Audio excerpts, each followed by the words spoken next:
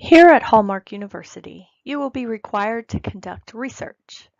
The research could be in-depth for a research paper or simple to add depth to a discussion.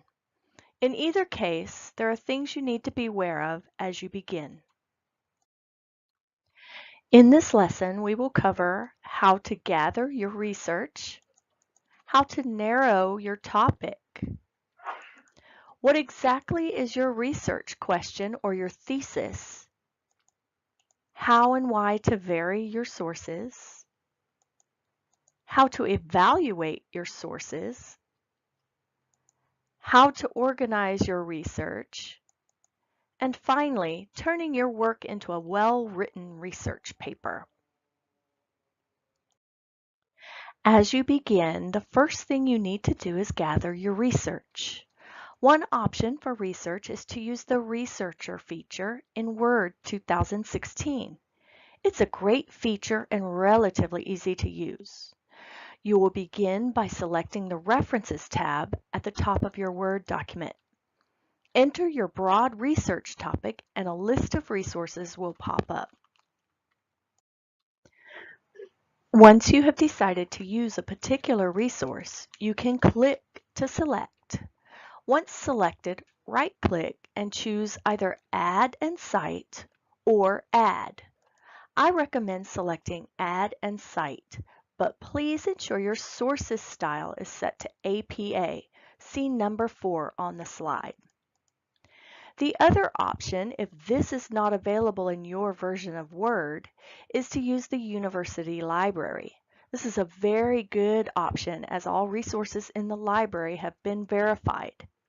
Please see the lesson on how to use the Hallmark University Library included in this course.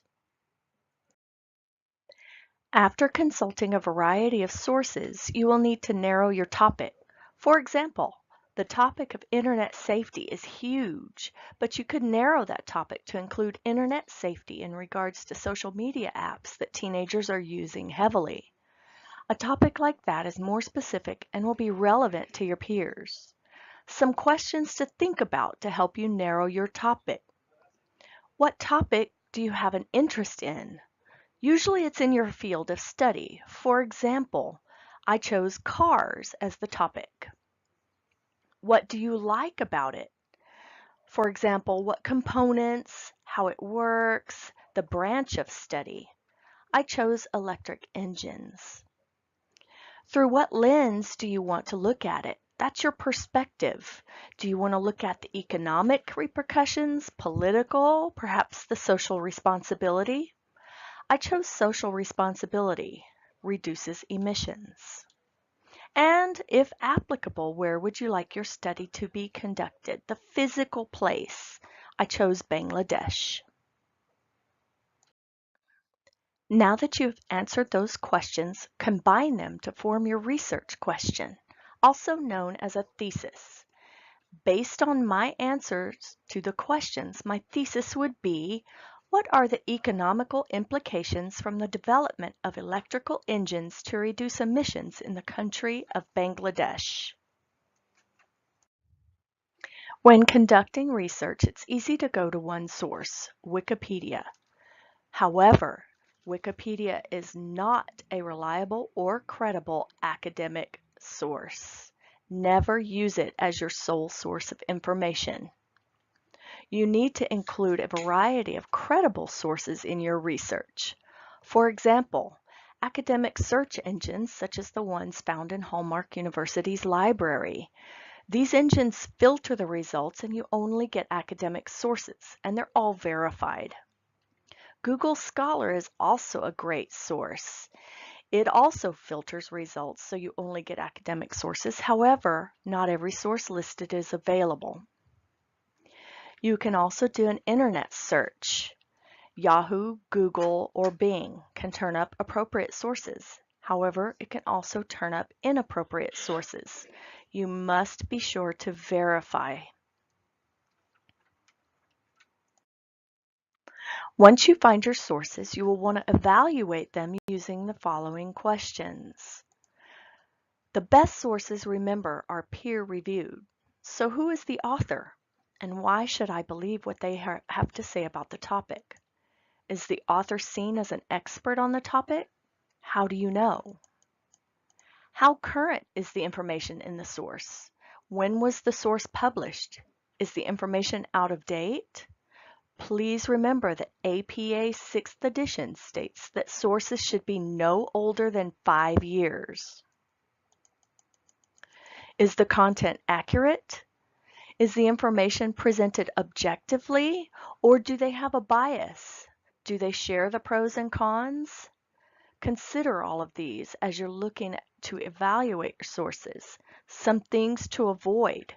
Do not use blogs or personal websites. That work has not been reviewed or edited. Now that you've narrowed your topic, gathered some research, and verified the sources, you want to organize your research into a structure that works. There are some common organizational patterns based on the kind of research that you're doing.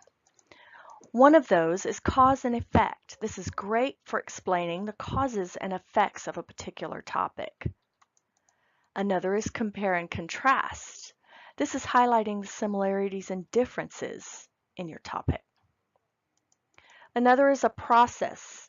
The structure is great for outlining the steps to follow in a particular process.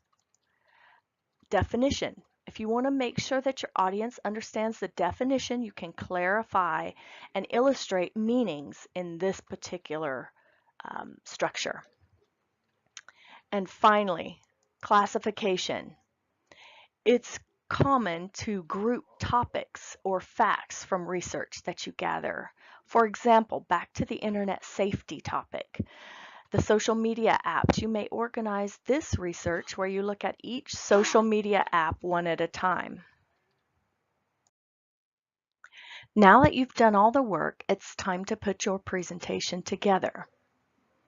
Keep in mind that how you present your research can be different based on assignment instructions. It could be writing an APA paper, it could be creating a PowerPoint presentation, or even a Prezi or other presentation type. The first step in the process is to introduce your topic.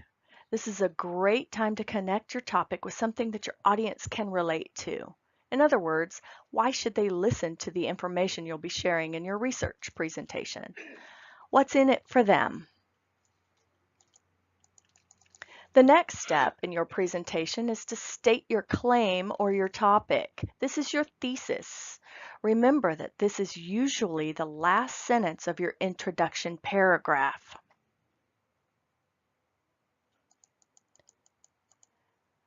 The next step is to support your claim through your research. This is the body of your research paper if you're writing a paper. This is where you talk about all the things that you've researched and all of the facts that you found as you did your research. And finally, you always want to give the authors proper credit. So you will cite your sources. You will cite your sources both within the body of your paper, and you will cite your sources at the end on your reference page or your reference slide, depending if you're doing a PowerPoint. This has been a short lesson on how to conduct research. If you have any further questions, please do not hesitate to contact your instructor.